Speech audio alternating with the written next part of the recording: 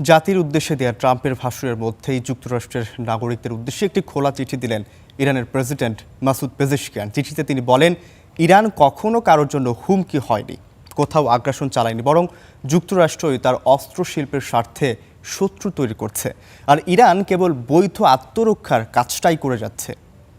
আমার এ বার্তা যুক্তরাষ্ট্রের জনগণের প্রতি, যারা বিকৃত তথ্যের স্রোতে সত্যের সন্ধান করছেন। ইরান এমন এক নাম যা গড়ে উঠেছে তার চরিত্র ও পরিচয়ের মাধ্যমে। ভৌগোলিক ও কৌশলগত সুবিধা থাকা সত্ত্বেও আধুনিক ইতিহাসে ইরান কখনো কোনো আগ্রাসন বা আধিপত্যের পথ বেছে নেয়নি। আমেরিকা, ইউরোপ বা প্রতিবেশী ইরান কারও প্রতি কখনো শত্রুতা পোষণ করেনি। চাপ সৃষ্টি, সামরিক আধিপত্য বজায় রাখা, অস্ত্রশিল্প টিকিয়ে রাখা আর বাজার নিয়ন্ত্রণের জন্য একটি শত্রু তৈরির প্রয়োজন থেকেই এটা গড়ে উঠেছে। এই একই দৃষ্টি থেকে যুক্তরাষ্ট্র ইরানের চারপাশে তার সর্বাধিক সেনা, ঘাঁটি ও সামরিক সক্ষমতা কেন্দ্রীভূত করেছে। এমন পরিস্থিতিতে কোনো দেশই তার প্রতিরক্ষা জোরদার করা থেকে বিরত থাকবে না। ইরান যা করেছে তা কেবলই বৈধ আত্মরক্ষার জন্য। প্রশ্ন উঠে, এই যুদ্ধ আসলে আমেরিকান জনগণের কোন স্বার্থটি রক্ষা করছে?